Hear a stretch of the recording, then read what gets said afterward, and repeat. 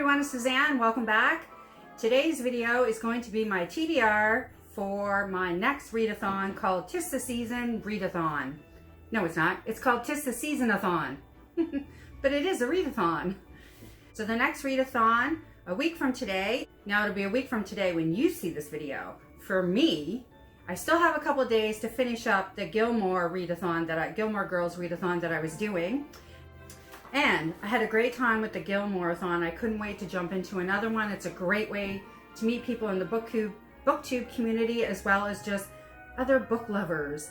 And because we do blogs and such, if you choose to do so, which I like to do. And if you do those, then you get really great like indulgences that you want to put on camera for the vlogs and stuff. So it ends up being a really good time all across the board. Okay, these are the reading challenges for Tis the Season-athon. Read a holiday themed book. Read a book you meant to get to this year but didn't. Read a diverse book. Read a book with lights on the cover, a cozy read, and the bonus book, which is A Holidays by Christina Lauren. And I'm not actually going to read that during this readathon because I got confused and I read it during the Gilmore-athon. So that I can check off. It is finished. Okay, so the other books that I have here that I want to choose from, and that again were recommended during the Gilmore-athon and everybody else's lovely TBRs. Okay, the first one is by Sarah Morgan, The Christmas Sisters. And it just sounds like a delightful read. And this would meet the challenge of a holiday themed book as well as having lights on the cover. So this book is about Suzanne McBride. Suzanne, well there, maybe I should be reading this since we share the same name. And she's really excited that her 3 daughters are coming home for Christmas. One of them hasn't been home for a couple of years and she has a secret. And she's wondering if her Christmas is going to be destroyed. But really the question is, can the sisters really pull it together and will they understand the meaning of Christmas?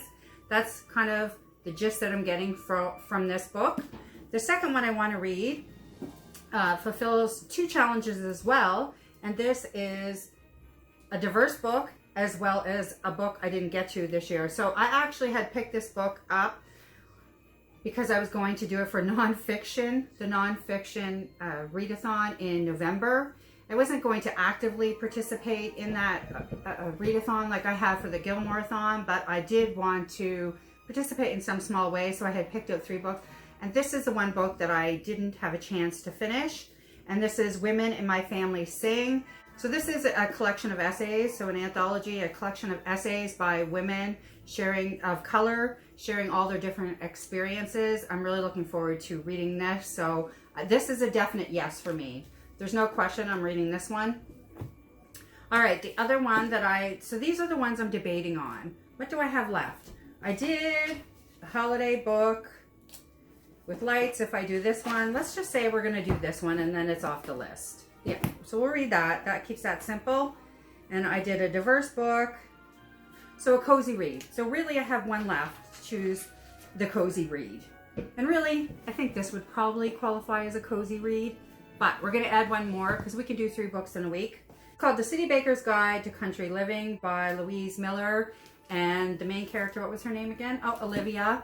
So she's a pastry chef living in the city, and she causes a big fire when she goes home to a small town, and she starts cooking for the people in the small town, and of course, a man comes into the picture. So it's really romantic and cozy and a real feel-good. So that's a possibility for the cozy read. Okay, the next one I have is Royal Holiday by Jasmine Guillory.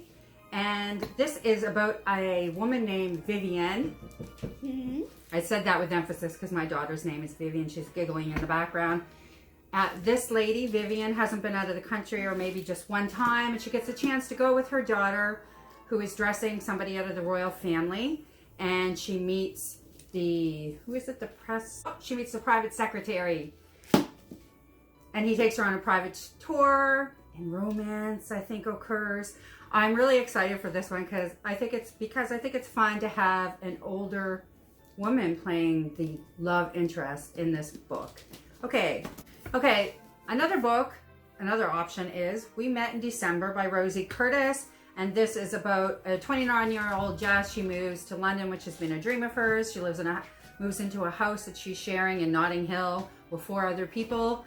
And she meets a guy, of course, and his name is Alex. And she keeps imagining their life together. They're going to knock down the wall and spend their time together. But then she goes home for a 2-week vacation. When she comes back, he is involved with the girl next upstairs or downstairs. Either way, someone else in the house.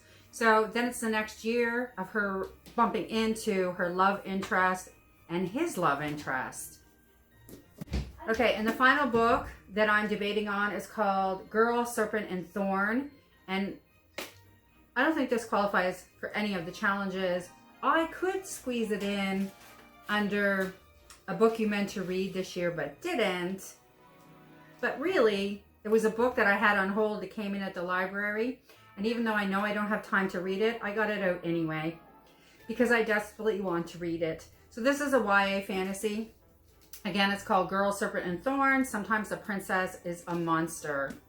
And this is by Melissa Bashardoust. Okay, and I'm just going to read you the clip because I can't remember exactly. There was and there was not, as all stories begin, a princess cursed to be poisonous to the touch. So Soraya has lived her life hidden apart from her family, safe only in her gardens. It's not just a story. As the day of her twin brother's wedding approaches, she must decide if she's willing to step outside of the shadows for the first time. Below in the dungeon is a demon who holds the knowledge she craves. The answer to her freedom above is a young man. Okay, I already decided I'm not going to read that because it doesn't go with the TISTHESEASONATHON cozy feel that I'm aiming for.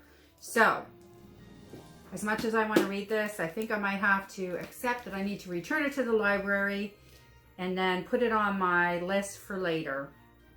All right, one decision made for sure. This one's out. Okay, so now we're left with these 3. We Met in December. Okay, I'm going to be honest. Now that I read the back of this and really think about it, I don't think it interests me that much. Okay, so there you go. Now we're down to 2. The City Baker's Guide to Country Living. Okay, I really want to read this. I've been dying to. After listening to everybody, like I said, it's in. Now, the final one is The Royal Holiday.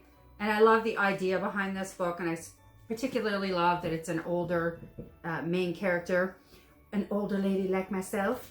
So I'm going to add it in, even though $4 is a huge challenge. Now, here's my books. So this is my final TBR for TISTHESEASONATHON. 4 books. So this is my final TBR. This is what we have.